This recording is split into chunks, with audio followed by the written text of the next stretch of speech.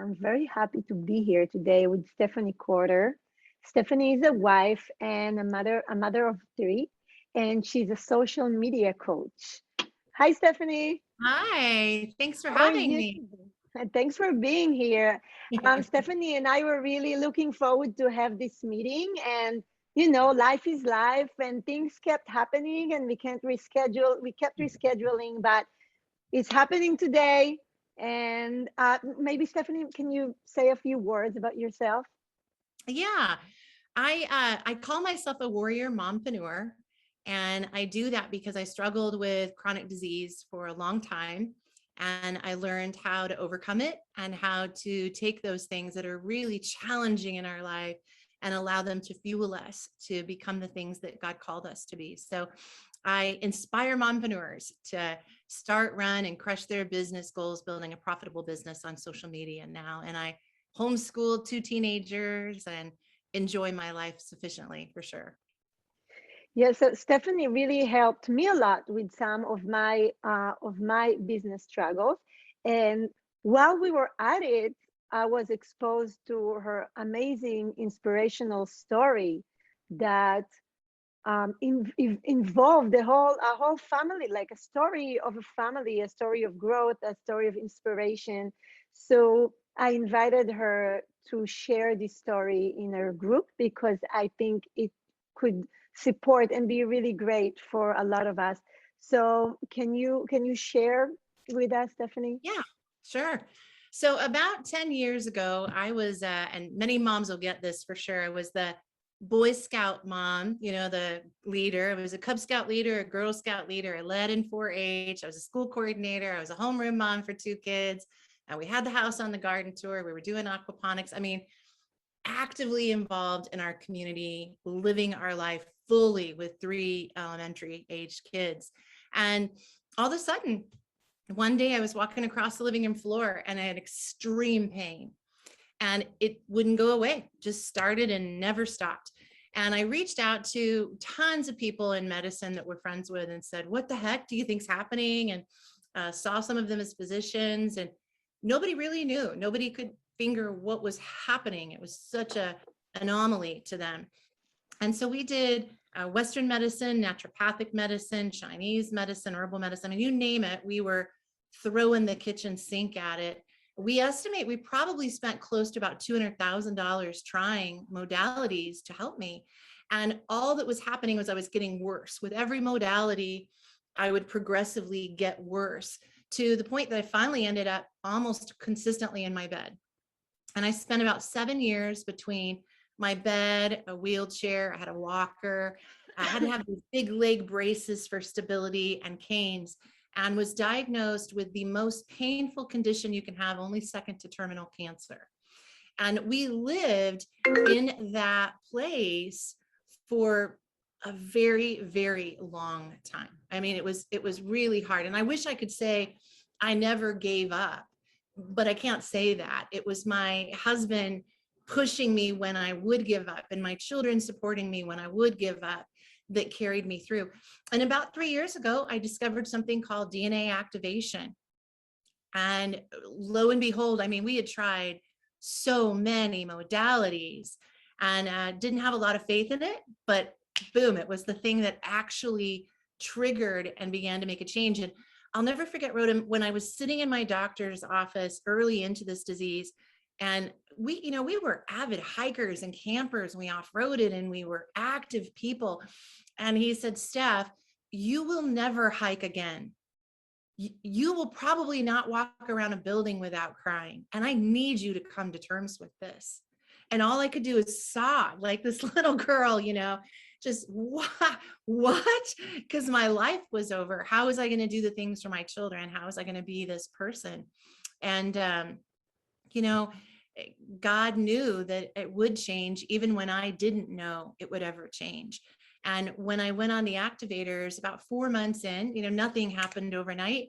I began to come off medications. And at 6 months, in spite of everything the doctor said, I laced up my leather solo hiking boots and took my first hike in Flagstaff, Arizona without any canes of any Wow. kind, or any braces or anything. And So it just, taught me that you really cannot surrender. You can't, what other people put on you as this is what your lot in life is, it doesn't have to be the case. The way we perceive it and the way we choose to walk that out and the desires we choose to fulfill, we have more control than we think we do in many cases.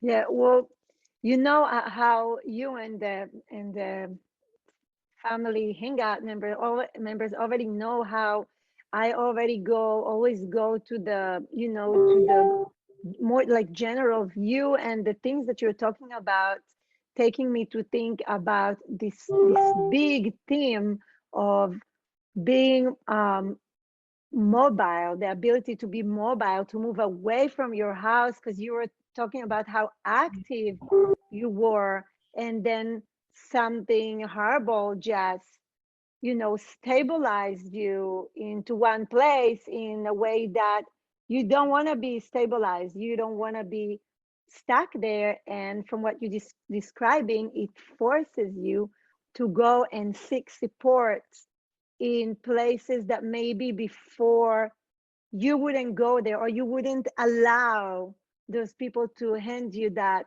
support, that help. And Absolutely.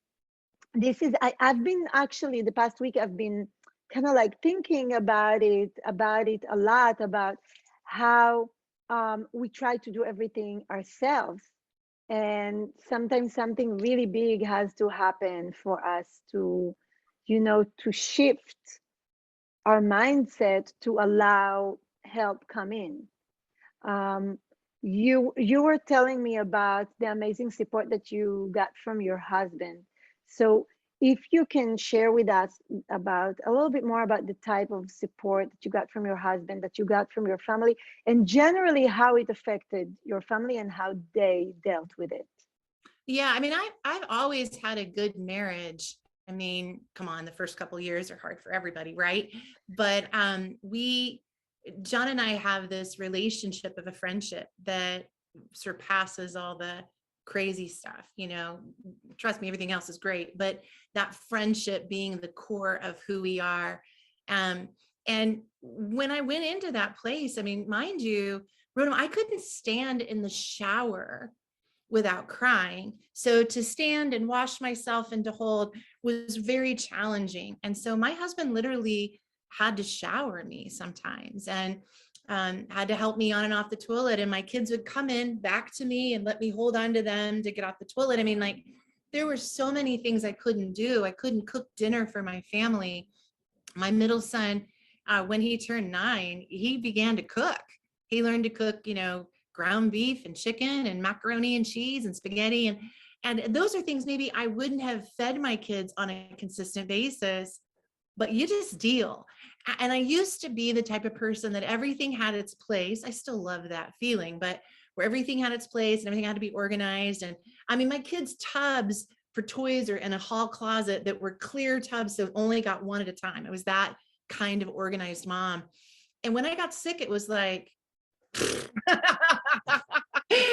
your priorities, the kitchen Change. floor really didn't need to be mopped every day. And these kind of things didn't need to happen. And you start worrying, because I couldn't drive a car very far. I could only be in a car max 20 minutes without extensive pain. And I couldn't do that twice a day. So that meant one trip to school or one trip home or what have you. And God was so good. Like, he brought people into our life that stepped up and would say, hey, I drive past your house every day. Can I get the kids and take them to school for you? Or can I bring the kids home? Or I noticed your daughter's not going to church at Awana anymore. Is it because you can't get her there? Can I take her there? Because it's very hard for you when you're sick to be broadcasting, we need help, we need help, we need help. And there really is only so much people can or want to do. And 7 years of sickness, trust me, you're not hearing from your friends. They're not calling you. They're not checking on you. They're not inviting you to things. You've just been sick too long. And so that dynamic changes everything in the way that you see a community and the people that you're around. One of the big things that we did for all of us was we were all in counseling, everybody. We had paid counselors that came to the house and worked with our children.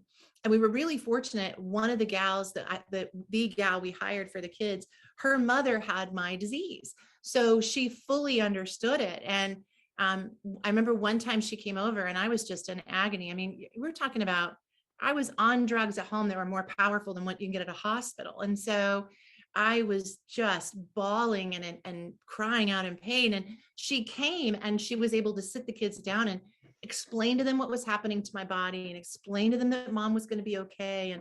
And I'm telling you, like, I don't encourage every family to go through what we went through by any stretch, but what it has made of my children, these incredibly fiercely independent individuals that are not quick to judge when they see someone in a wheelchair or stumbling or what have you. And my boys, I mean, they will run ahead to open the door for someone in a wheelchair because they know how many times we didn't have help. I mean, we would struggle to get in places. And so I think that it created this empathy in our family that may not have happened in the same way, you know, in the same depth, I should say, had we not encountered something quite like that.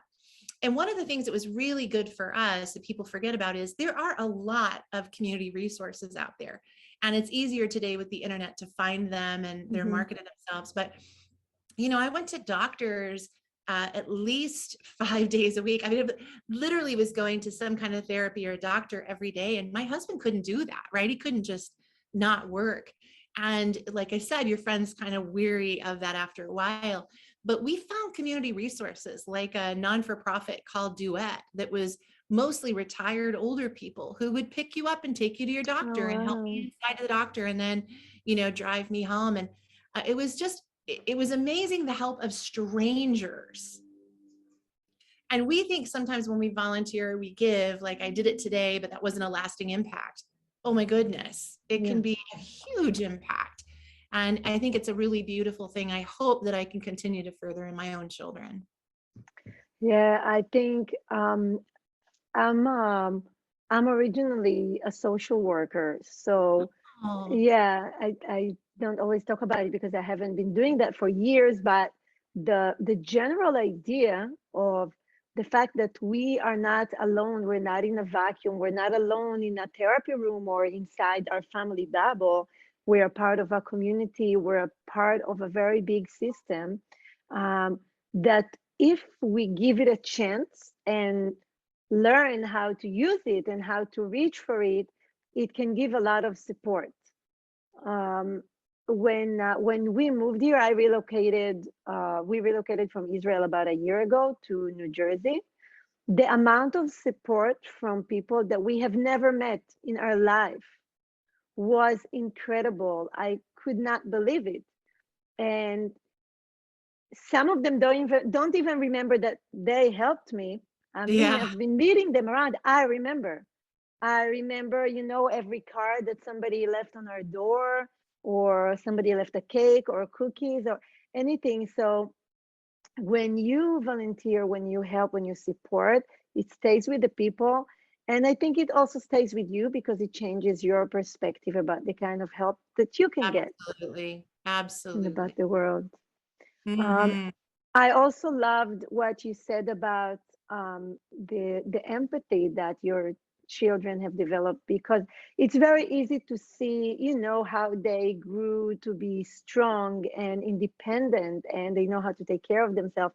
But the fact that they grew empathy and Hmm. caring for other people, I think this is something really amazing. So, Yeah, it's been an amazing thing. I mean, they just have this internal need to give to people. I think because we were given so much by, like you're saying, like just these perfect strangers, and they needed it at a young age. Like they needed to give. Giving was just a piece of who they were.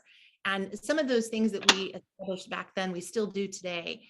You know, we live in Phoenix, and there are homeless people here, right? We have people that traverse through here, especially in the winter because it's so fabulous. And so we keep a cooler in the car that has a bottled water, a pair of socks, combs, and a Oh, protein bar. wow. And because we don't give money, but we keep those in the car. So every time they see someone, they feel like they can give, because the question isn't, does that person deserve the help or do they need the help? It's that they're there and we need to give something to support them in some way. And I think that that's an interesting piece, because one of the things I learned, especially from people who do it, I live in a very affluent part of the country, and people will assume, well, those people never need help. They've got someone to help them. And that's just not a Um, reality. We need other individuals in our life. And like you said, the simple things like when someone would leave cookies on the doorstep, I couldn't make cookies anymore. I'd have to stand and it was painful and I couldn't do all that kind of stuff. And so simple things like that, like, made such a joy for my family, that my kids love to do that kind of stuff for others because they know what it felt like. yeah, that's that's amazing. Yeah, it really inspires me. And even though it's, I think it's maybe like the third time that I'm hearing it, I'm still, I'm still tearing, not thinking about your pain, thinking about the amazing growth that your family went through, what you took from that. Yeah. I had Yeah. major memory issues because I was on serious medications. And I literally, my husband could come home from work, he'd come in the bedroom, he'd talk to me, and he'd leave and he'd come back, let's say he'd go get some water, mess around the kitchen, he'd come back. And I'd be like, hey, you're home. And he'd be like, we 30-minute conversation. And so my kids definitely took advantage of that at times, but also they helped me, for all of us, to learn these little tricks and skills. Like, we had sticky notes that, went by the doors, think before you speak, and think, is it helpful? We'd spell out what THINK could mean, and the house rules in different places, fun and loving, and scriptures in different places. And a lot of it was for mom, right? Just to remember, but it was beautiful because they remembered too. It taught them also. And we began to have much more of a family thing. Like, we have the notes that you have on your cell phone. Well, we all have that on our cell phone. We all have the grocery list. We all have the meal plan. And, we've been doing that since the kids were really little. So if mom couldn't make dinner, well, they knew what needed to be done and they would jump in and just start to help. And so I think we as Americans, we think our kids can't do things. We're always like, oh, they're too young for that. And, 5-year-olds are out fighting lions in Africa, protecting their crops, And so I do think that that was a beautiful piece, is utilizing every person's skill. My middle son's super techie, so he would find applications to help us all communicate better. And it allowed everybody to grow together and recognize that personal growth and development was important. But it also, twofold, two other things that I have to say are really important was, many people are afraid of counseling, like, oh, something's wrong with me if I need it. And it really, for my children, they realized that counseling, and for me, was giving us tools and resources to live a better quality of life in spite of our circumstances. And so I think everybody, my goodness, everybody should have Yeah. counseling in life.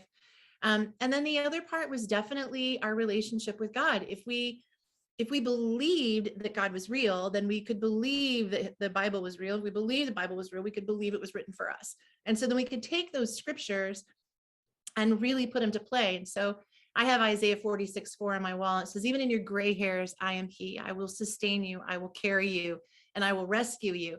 And in my kids, because I had taught them, like, we pray these things back to the Lord, and they would listen to me and watch me. So I laid on my right side in bed, and this was on my closet door. It still stays there today. And I would be mad, and I'd go just, vocally scream out, now, I wanted it now, Lord, not, 10 years. Now I want it to happen.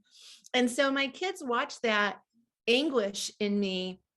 And yet it did come, it did happen 7 years later, but it did happen. And I believe that that instilled hope into all of us, that just because a season is heavy and maybe feels catastrophic at the moment, it's just a season. the next one will look completely different. And so if I, I don't wish to ever go through what I went through again, but I will Clearly. say there were a lot of beautiful things that come out of living in hell on this earth. Beautiful. Stephanie, for us, just to wrap it up, what is your life motto? Definitely I've learned that never say never. We just don't know. If we want something bad enough and we are willing to work for it, anything is possible. I mean, I tell people all the time, don't give up, but that's so easy because we can't wrap ourselves around with what does don't give up really mean? But in my heart, it means never say never. Well, Don't I'm give laughing. I'm laughing because when I was like 13, 14, maybe, I saw my aunt. She's really beautiful, and she was walking on the beach with her little bikini, with her small bikini.